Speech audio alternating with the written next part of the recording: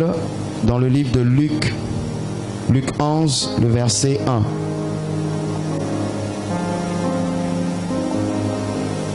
Luc 11, le verset 1.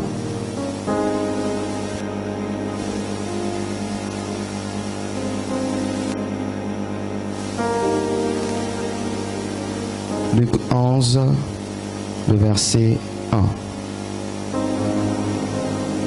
Il est écrit: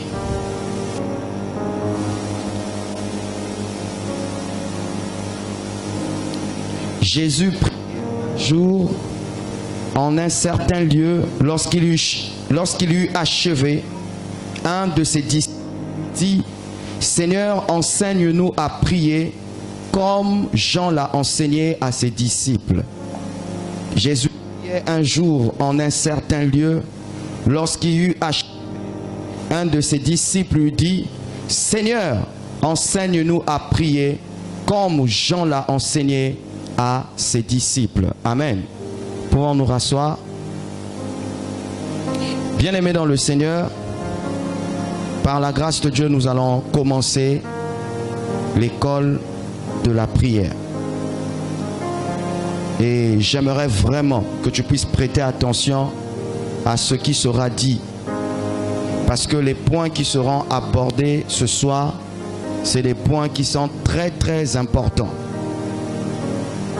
Ne te dis pas que ça concerne quelqu'un d'autre, mais dis-toi que ça te concerne. Je répète, sur les points qui seront abordés, ne te dis pas que ça concerne quelqu'un d'autre, dis-toi que c'est des points qui te concernent. Et je ne sais pas certainement si le Seigneur nous fait grâce. Je ne sais pas si je vais finir ça aujourd'hui, ou soit ça sera fini le jeudi, mais j'aimerais vraiment que tu puisses prêter attention à ce qui sera dit. Amen. Le thème de notre enseignement de ce soir, parce que je vais faire deux choses. Je vais enseigner et je vais aussi prêcher. Donc je vais faire les deux à la fois par la grâce de Dieu.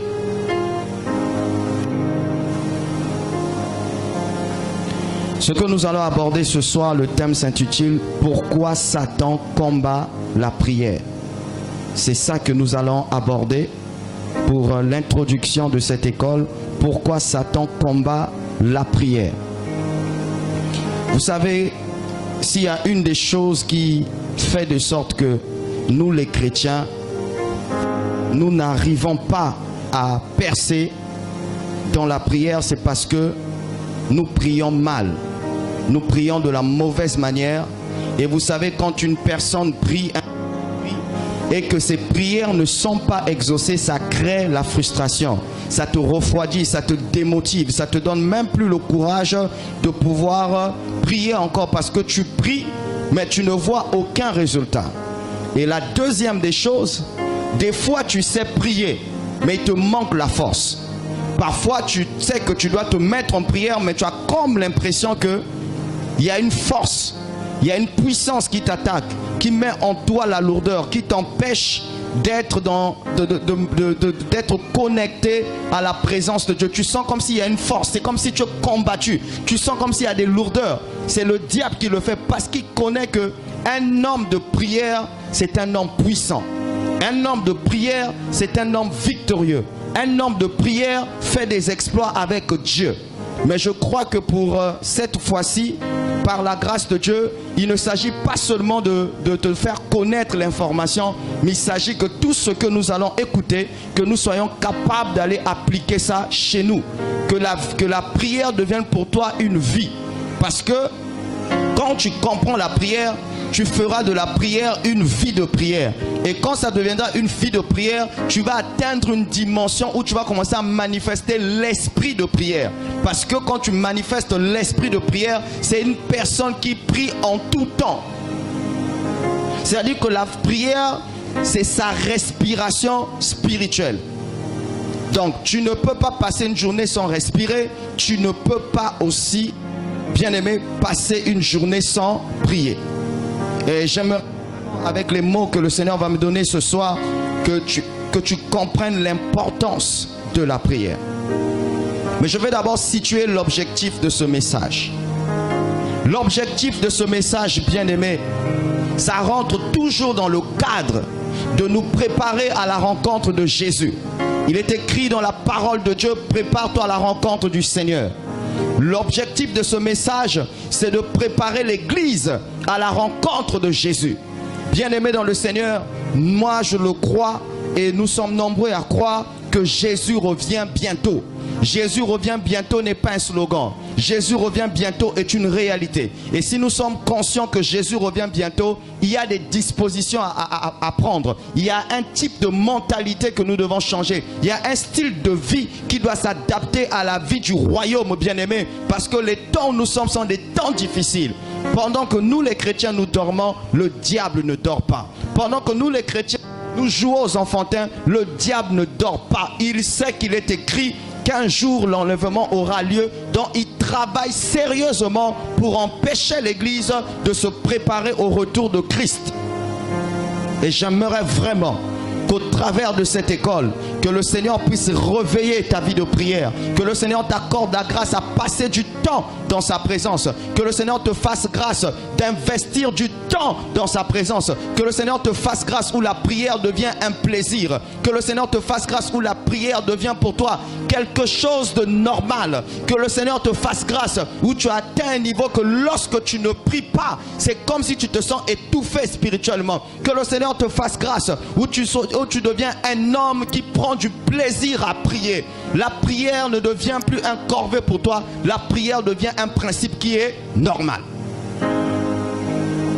Et j'aimerais vraiment que cette parole fasse tomber les écailles de tes yeux pour que tu comprennes, bien-aimé, que la prière fait partie de la base de la vie chrétienne. La prière est quelque chose que nous ne pouvons pas mettre de côté. Et tu le comprendras sur les différents points que je vais faire ce soir. Bien-aimé dans le Seigneur, j'aimerais vraiment que tu me prennes au sérieux. Parce que moi, je te prends au sérieux. Je te prends au sérieux, alors prends-moi au sérieux. Et je ne me tiens pas ici pour jouer. Je ne me tiens pas ici pour perdre mon temps. Je ne me tiens pas ici pour chercher à paraître. Non, c'est une grande charge de prêcher la parole. C'est une grande responsabilité d'apporter la parole. Et pire encore, tu dois dire exactement ce que Dieu t'a mis à cœur. Ce n'est pas une tâche simple. Avant, bien aimé, il peut arriver que tu prêches pour qu'on sache que tu sais parler. Mais au temps où nous sommes, on n'en a rien à faire. Le plus important, c'est que le peuple de Dieu a besoin d'écouter la parole du Seigneur.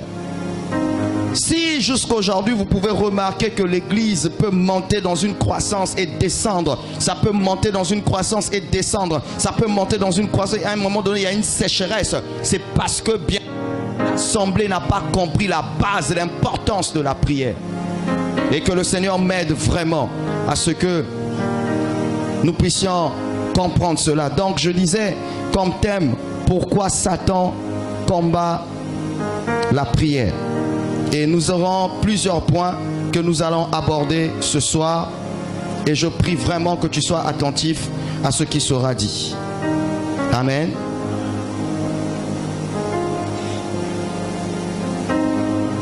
Le premier point. Est-ce que vous êtes prêts? La prière te donne la force de ne pas céder à la tentation. Matthieu 26, le verset 41. Ça, c'est le premier point. La prière te donne la force de ne pas céder à la tentation. Matthieu 26, le verset 41. Il est écrit: veillez et priez afin que vous ne tombiez pas dans la tentation. L'esprit est disposé, mais la chair est faible. Bien-aimé dans le Seigneur, suis-moi très bien. Les points que je suis en train de citer ne sont pas dans l'ordre chronologique. Mais je vais seulement à l'essentiel. Tu dois comprendre ceci. Si tu veux résister face à la tentation, tu dois avoir une vie de prière. Si tu ne veux pas céder à ce que le diable est en train de faire dans ta vie, tu dois avoir une vie de prière. Tu dois prier, ce que je veux dire. Nous sommes beaucoup de chrétiens. Quand la tentation arrive, quand les problèmes arrivent, quand tu es tenté par quelque chose, tu tombes facilement. Pourquoi? Parce que tu ne comprends pas l'importance de la prière. Parce que tu n'as pas une vie de prière. Parce que tu sous-estimes la vie de prière. Dieu dit ici, veillez et priez afin de ne pas tomber en tentation. Et il précise que la chair est faible. C'est Dieu qui le dit. La chair, elle est faible. Ta chair, bien-aimée, peut te jouer des sales tours. Ta chair peut te pousser à faire des choses que tu ne t'imaginais pas. Ta chair peut te pousser à mener à poser des actes que les hommes seront étonnés pour dire, mais comment une telle personne a pu faire de pareilles choses? Pourquoi? Parce que tu as négligé la prière. Si tu veux ne pas tomber en tentation, bien-aimé, Dieu te dit, le premier point que tu dois comprendre, c'est que tu dois prier. Tu dois avoir une vie de prière pour ne pas tomber dans la tentation. La plupart des hommes et des femmes qui ne cèdent pas face à la tentation, c'est des gens qui ont une vie de prière. Tu peux prendre des engagements, tu peux avoir des principes, tu peux dire que moi je ne le ferai pas. Si tu n'as pas la vie de prière, tu vas tomber. Si tu n'as pas la vie de prière, tu vas céder à la tentation. Il n'y a que ceux qui ont une vie de prière face à la tentation. Il peut dire non. Pourquoi? Parce qu'il a compris l'importance de la prière. Il sait que Satan combat la vie de prière. Et il sait que toutes les fois qu'il prie face à la tentation, il ne peut pas céder. Satan n'a pas pu vaincre Jésus parce que Jésus était un homme de prière. Le jour où il lui dit, si tu te prosternes et m'adores, je te donnerai tout le royaume de la terre. Il a dit, arrière de moi Satan. La Bible dit que tu adoreras l'Éternel ton Dieu. Tu n'auras pas d'autre Dieu devant ma face si ce n'est que l'Éternel ton Dieu. Il a pu vaincre le diable parce qu'il avait une vie de prière. Tu ne peux pas vaincre le diable si tu négliges la vie de prière. Tu ne peux pas, bien-aimé, tu ne peux pas vaincre la tentation si tu n'as pas une vie de prière. Et je ne dis pas ça en théorie, j'ai des preuves, bien-aimé. J'ai des preuves dans mes mains. J'ai des preuves, bien-aimé. Combien de fois tu peux te retrouver avec des amis dans un endroit où tu sens que tu es tenté pour poser certains actes, mais tu ne comprends pas. Il y a comme une force qui vient en toi pour dire non. Pourquoi? Parce que tu as prié. Tu es face au péché, tu es face à l'impudicité, où tu sais que là, tu es sur le point de tomber. À un moment donné, tu peux dire non. Pourquoi? Parce que tu as une vie de prière. Mais si tu n'as pas ça, face à la tentation, tu vas tomber. Prendre une simple décision ne suffit pas. Ça doit être associé avec la prière. Prendre un engagement ne suffit pas. Ça doit être accompagné avec la prière. Parce qu'une personne qui ne prie pas tombera toujours face à la tentation. Et le Seigneur dit l'importance de la prière, c'est que Dieu te fera grâce de ne pas céder à la tentation. Dieu te fera grâce de résister face à la tentation. Dieu te donnera la force de pouvoir dire non. Là, il faut dire non. Pourquoi? Parce que tu as compris l'importance de la prière.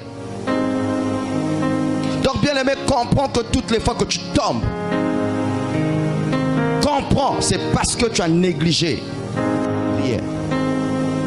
Le jour où tu comprendras cela, tu ne permettras plus au diable de toucher ta vie de prière. Est-ce que vous me suivez? Ce qui va me pousser au deuxième point. Pourquoi Satan combat la prière? Le deuxième point est celui-ci.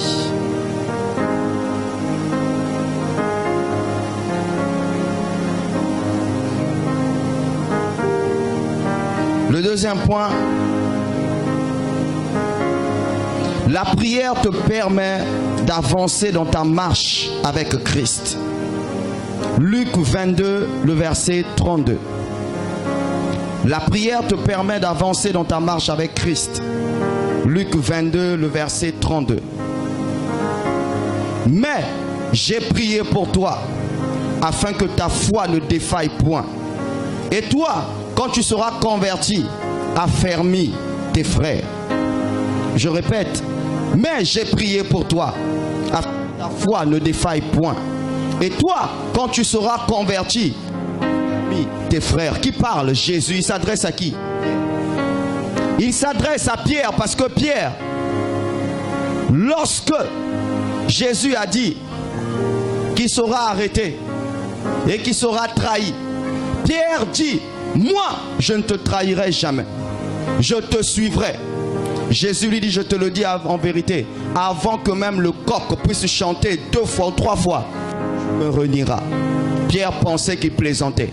Et le jour arrivé, il a renié le maître et il s'est mis à pleurer. Il s'est même rappelé de ce que Jésus avait dit. Jésus a prié pour Pierre parce que Pierre devait traverser les temps difficiles. Bien-aimé dans le Seigneur, tu dois comprendre que la prière te permet d'avancer dans ta marche avec Dieu. Pourquoi? Parce que chaque chrétien connaîtra des épreuves. Il y a une période de sa vie qu'on appelle la nuit. C'est une période où tu ne comprends pas. C'est comme si tous les problèmes s'acharnent sur toi. C'est comme si les puissances des ténèbres s'acharnent sur toi. C'est comme si le diable a ciblé que toi. C'est comme s'il n'y avait personne d'autre que toi. C'est pendant ces moments-là que tu dois te fortifier en prière. Tu dois te fortifier en prière. Et j'encourage tous ceux qui parlent en langue, qui parlent d'autres langues. Bien aimé, c'est pendant ces temps d'épreuve où tu ne sais pas que dire à Dieu. C'est là où tu passes ton temps à parler en langue. Tu peux pleurer, mais tu parles en esprit. Tu es fatigué, mais tu parles en esprit. Pourquoi?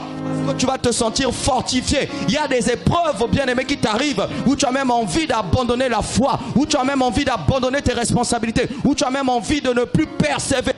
Mais tu dois savoir que pendant les temps difficiles, bien-aimé, tu dois te fortifier dans la prière. Même Jésus-Christ, bien-aimé, lorsqu'il s'est retrouvé au jardin de Gethsémane, alors qu'il avait une mission lourde, compliquée à accomplir, il s'est fortifié dans la prière. À tel point, la Bible dit que...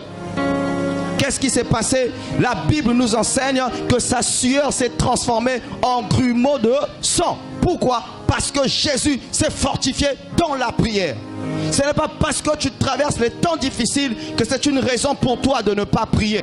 Ce n'est pas parce que tu traverses un moment de désert que c'est une raison pour toi pour ne pas prier. Au contraire, la prière va te donner la force. La prière va te fortifier. La prière te donnera le courage de continuer. Parce que les conseils des gens ne suffisent pas. Ce que les gens peuvent te conseiller ne suffisent pas. Mais un homme qui prie, il sent la force de persévérer. Pierre, Satan l'avait déjà ciblé. Satan l'avait déjà ciblé. Satan l'avait déjà ciblé. Que pour Pierre, il était déjà un homme mort. Pour le diable, Pierre devait déjà repartir dans le monde. Pour le diable, une fois qu'il devait renier Jésus, c'était fini. Mais Jésus avait prié pour lui. Ce qui va me pousser à un autre point. C'est pourquoi quand tu vois une personne traverser les temps difficiles, s'il y a la meilleure des choses que tu peux lui donner, c'est de le fortifier, c'est de prier pour lui, c'est de lui recommander entre les mains du Seigneur, que Dieu puisse le fortifier, que le Seigneur lui vienne en aide. C'est pourquoi la Bible dit, priez les uns pour les autres, portez les fardeaux les uns les autres. Pourquoi? Parce que c'est au moyen de la prière que tu as la force de persévérer.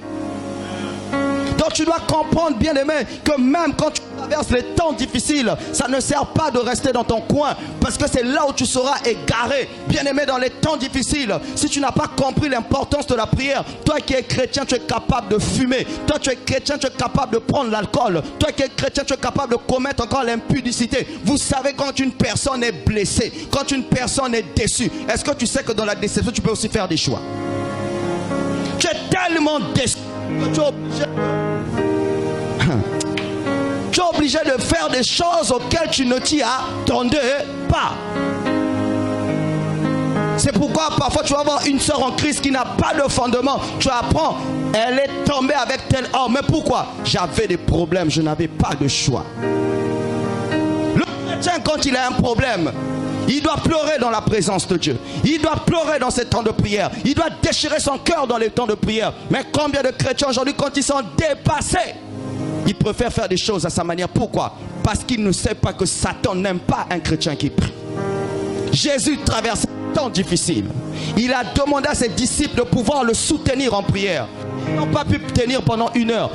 Il était obligé de prier. Il était obligé de prier. Il était obligé de prier. À tel point il est arrivé à dire, Père, si te peux passer, mais toutes les fois, que ta volonté soit faite et non ma volonté. Pourquoi? Dans le temps difficile, il faut prier. Parfois tu n'auras pas la force qu'il faut, mais il faut prier. Et je t'assure que si tu ne comprends pas ça, tu risques de faire des dégâts et des dégâts et des dégâts et des dégâts. Après, tu vas regretter. Sache-le que tu connaîtras toujours la déception. Sache-le que tu connaîtras la trahison. Sache-le que tu connaîtras des coups bas. Parce que, bien aimé, sache-le, Dieu est amour. Il nous a aimés. Regardez ce que nous on l'a fait en retour. Il nous a tellement qu'il a même fait une démonstration. Il a donné son fils unique. Mais jusqu'aujourd'hui, beaucoup n'y croient pas. Beaucoup n'y croient pas. Ma plus forte raison, quand tu as la nature de Christ, tu es condamné à aimer. Tout ce que tu aimes, attends. Il n'y a pas d'amour sans épreuve. Attends-toi à souffrir parce que c'est la nature de Dieu en toi. Mais qu'est-ce qui va te pousser à aimer les gens? Qu'est-ce qui va te donner la force de continuer de faire bien? C'est parce que tu pries. Regardez par exemple dans le secteur où nous sommes. C'est un secteur où on aime refroidir les gens, démotiver les gens. C'est un secteur où on n'aime jamais encourager les gens. C'est un secteur où les gens ont un mauvais cœur, un esprit pour refroidir, pour détruire. C'est-à-dire ici, tant qu'on ne détruit pas, on est mal à l'aise. Mais quand on détruit, on se sent à l'aise. Maintenant, toi, tu as un cœur pour aimer. Tu as un cœur pour faire du bien. Et tu es dans un secteur, même quand tu fais du bien, ça se transforme en mal. Donc du coup, tu te sens refroidi de faire de bien. Non, bien aimé, si tu te sens refroidi, tu vas les ressembler. Mais tu dois te fortifier dans la prière afin de faire du bien. Et ceux qui sont habitués à faire du mal, ils seront obligés de te rejoindre. Ils vont se rendre compte que chez toi ça marche. Ici, on est égaré. Pourquoi? Il te faut la prière.